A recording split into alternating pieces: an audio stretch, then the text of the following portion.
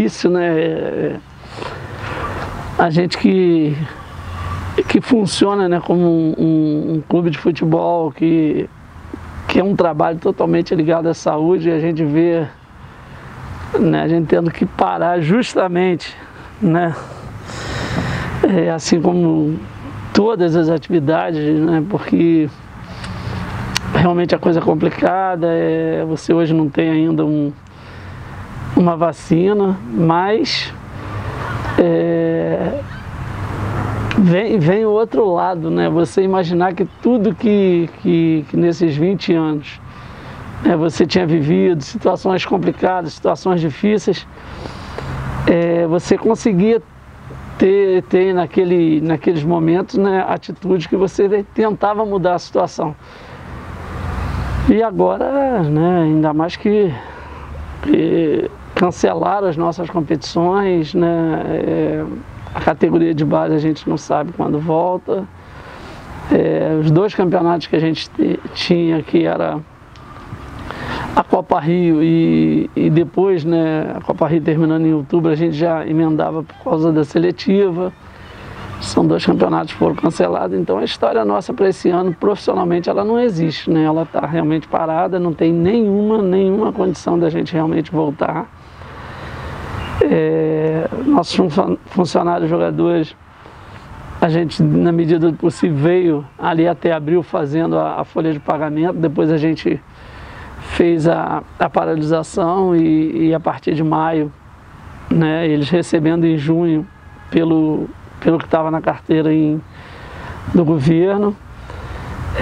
A nossa dívida ela subiu muito, né, porque a gente parou o campeonato em fevereiro e algumas ações que a gente fez acabou depois com a paralisação da pandemia não dando certo, que era adiantamento de dinheiro de seletiva, que nesse momento a gente não sabe nem como que vai ser, né, pelo contrato da Globo. Então a coisa é muito complicada. É lógico que a gente sabe que isso não é uma exclusividade do friburguense, isso, né, na maioria das atividades hoje no Brasil, e a gente estava alertado para isso.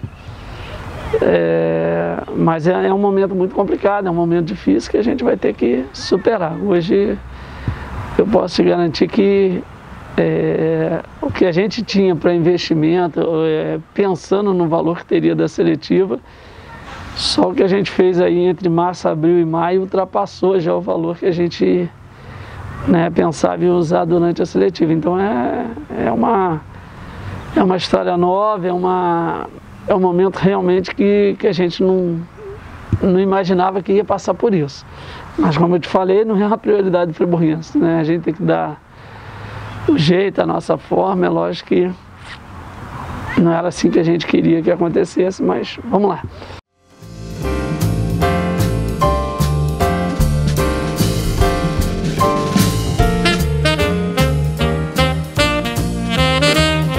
Categoria de base, a gente teve o início do Sub-20, né? Fizemos um jogo no campeonato contra o Flamengo. Existe uma possibilidade, sim, do Sub-20 voltar. Acho muito difícil Sub-17 e Sub-15 acontecer, né? Quando você vai relacionar menores, né, de 18 anos no momento desse, eu acho que o risco é muito grande. E assim, a gente tem um protocolo que, se você for colocar em prática dentro da categoria de base, e o certo é colocar, né, já que você quer fazer, ele fica realmente, financeiramente a gente não tem a mínima condição, né? São testes a cada semana, né? A cada teste aí a gente consegue numa faixa de R$200, então são 30 atletas de cada categoria. Se você for analisar, 90, né, por 3 categorias, você já tem aí 18 mil em cada teste, e você imagina, né? A cada uma semana, depois a cada 14 dias, depois sempre os testes antes dos jogos. Então eu não sei mesmo como que vai ser, né? Nesse primeiro momento, a preocupação foi toda voltada para terminar o campeonato da primeira divisão de profissional, e agora deve-se falar da base, né? Mas a gente sabe que nesse primeiro momento é inviável a volta, né? A gente tem conversado bastante com outros clubes. Eu vi o Americano, a Cabo Friense já sinalizando que não teria como eles voltarem, então muita coisa vai ser vista aí depois dessa final de campeonato. Eu acredito que a partir do dia 20 agora, dia 25, né, a gente vai ter uma solução.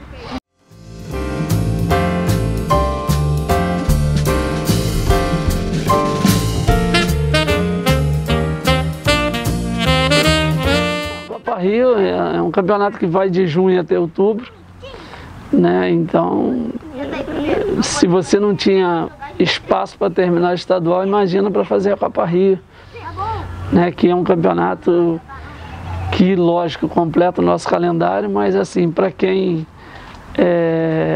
organiza, está muito longe, né, de se comparar a um campeonato carioca. Então, mediante as situações, o momento que a gente vive, a questão dos protocolos, porque os times que disputam a Copa Rio são times de, né, tem 2 da terceira, né, o campeão e o vice da terceira do ano passado, tem time, a maioria de primeira fase são times da segunda, que talvez não teria a mínima condição de cumprir um protocolo. Então, a federação achou melhor cancelar. É uma pena, é uma falta de calendário, mas é o que tinha que ser feito mesmo no momento.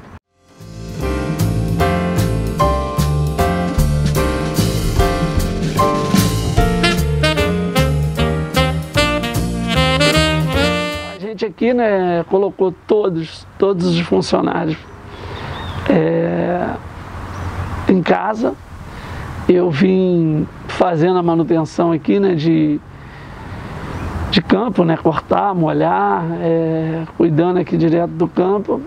E agora, no segundo momento, a gente tem recuperado aí algumas pinturas, né, porque no início do ano a coisa foi meio na correria, a gente tinha já o material e começamos aí a limpeza, né, que a gente chama, né, que é a manutenção de pintura, né, recuperamos aí algumas coisas que já estavam desgastadas. Então a ideia é essa, né, é aproveitar o tempo com isso, planejar para a volta ao futebol profissional não tem como, então a gente tem que trabalhar nesse primeiro momento em cima disso.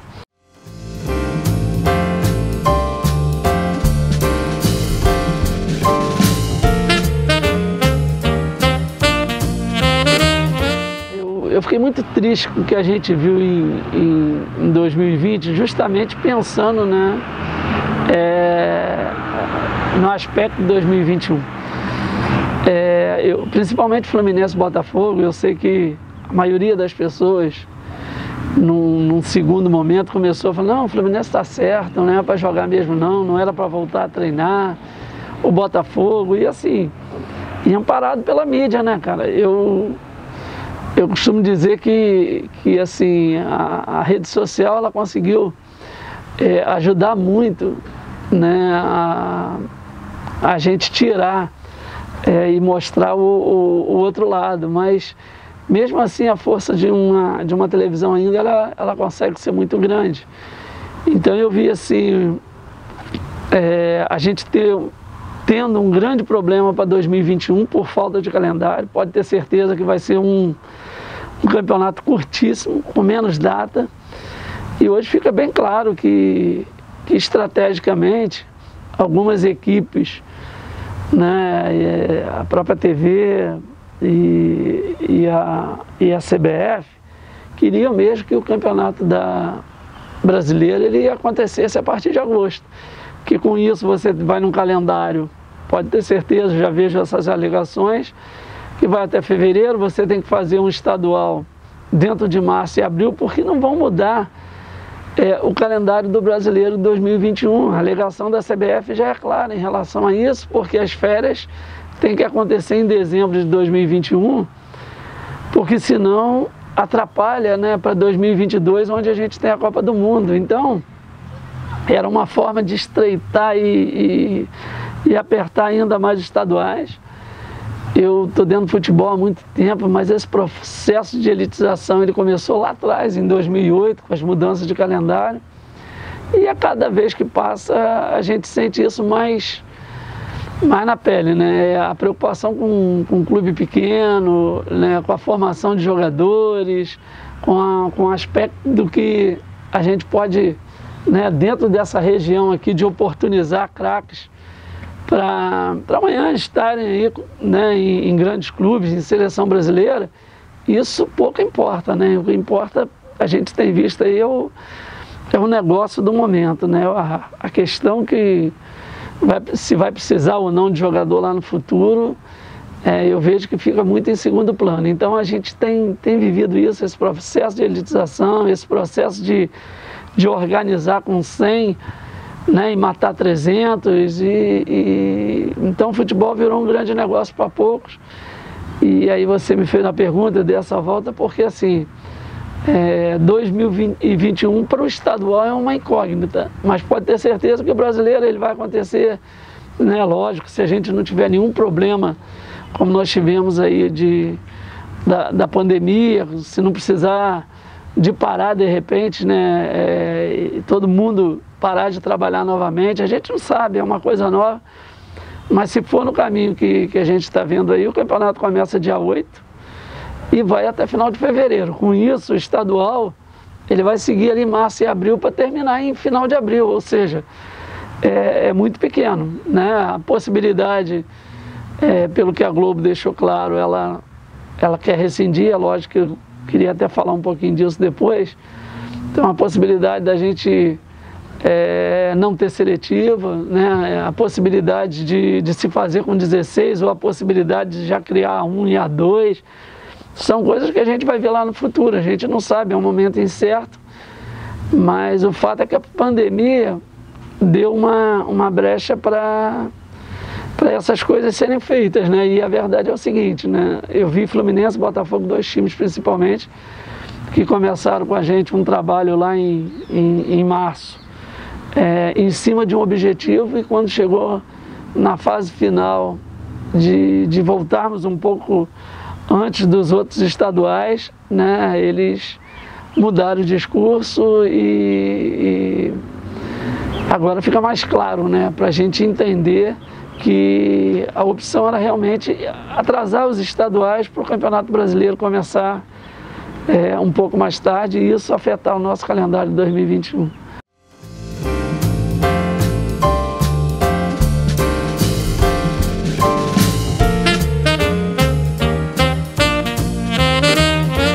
Sempre tivemos aí um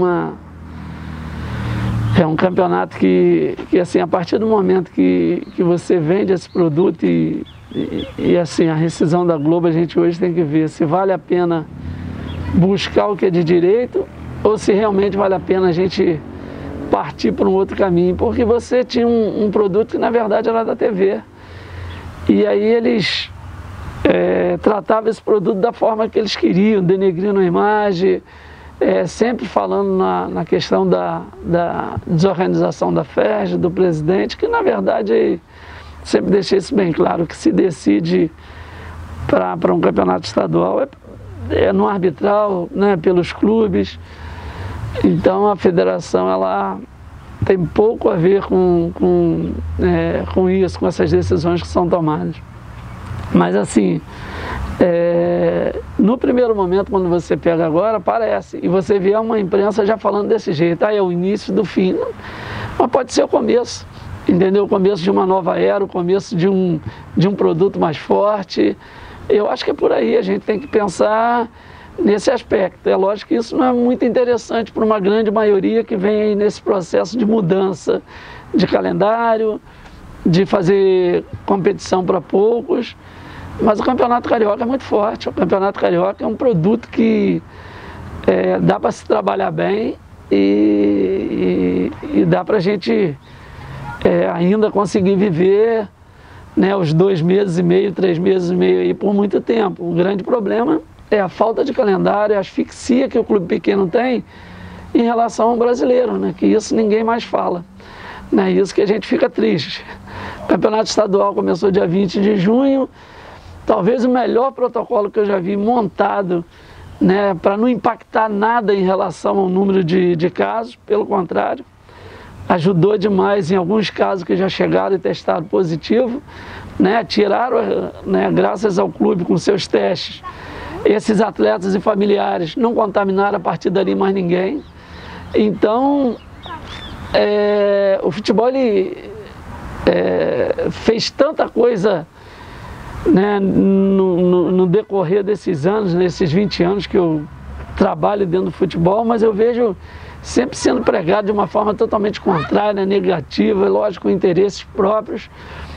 E, infelizmente, a gente, como clube pequeno, tem pouco, né, a gente é pouco ouvido, né, aqueles invisíveis mesmo da sociedade. E cada vez mais eu tenho visto isso. A proposta é sempre aproveitar o momento e a oportunidade, faz um discurso bonito, mas por trás do discurso bonito tem sempre uma ideia de colocar o que você falou aí, finalizar o estadual, mas ele é forte, e a gente como dirigente, a gente como abnegado e sabe a importância, eu sei, dentro do meu coração está aqui a importância que é o friburguense, né, na formação de uma série de jovens, a contribuição, não é a formação de jogador, não é só o aspecto do lazer, do que a gente vende, mas é o aspecto do trabalho que a gente busca fazer.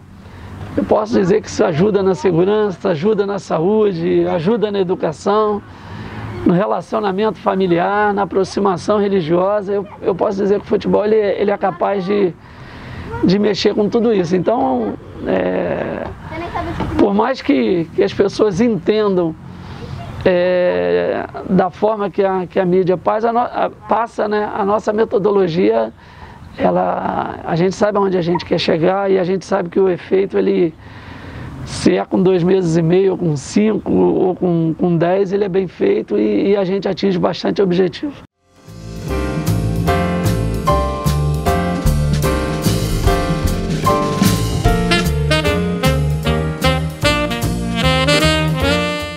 Ela com o argumento dela, ela deixou bem claro que ela não queria mais o Campeonato Carioca por uma quebra de exclusividade.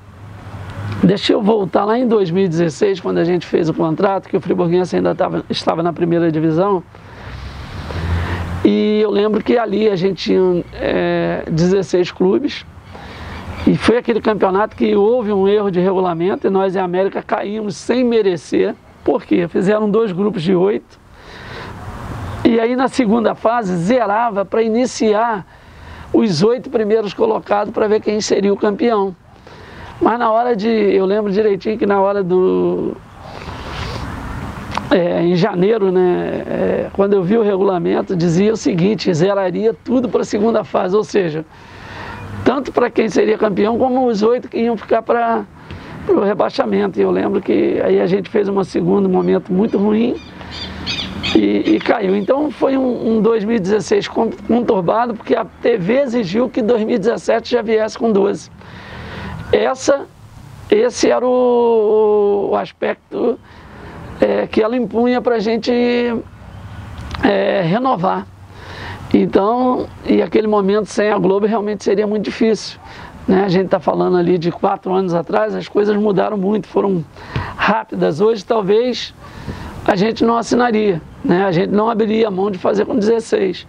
Mas naquele momento era a única situação, fizemos com 12. E eu lembro, numa dessas reuniões, naquela época o presidente era o Bandeira, né, do Flamengo, houve uma discussão, e eu posso falar, e eu falo porque eu vi, não foi porque me contaram, bem premeditada, né, de um rompimento entre Flamengo e Federação, uma coisa muito montada. Ficou claro pra gente, claro pra gente. E aí o Flamengo saiu da reunião, não assinaria o contrato com a Globo até 2024, e a Globo sem o Flamengo não queria fazer o contrato. E aí, em muitas discussões, se determinou a Globo fazer um contrato junto com o Flamengo e fazer um contrato com as outras equipes, né, que estariam na primeira divisão em 2017 junto com a Federação. E assim foi feito. O Flamengo fez um contrato particular naquele momento de 2016 até 2019, e o nosso foi de 2019 até 2024. E assim, a Globo, a partir do momento que ela tinha o contrato com o Flamengo, ela tinha a exclusividade do campeonato, né?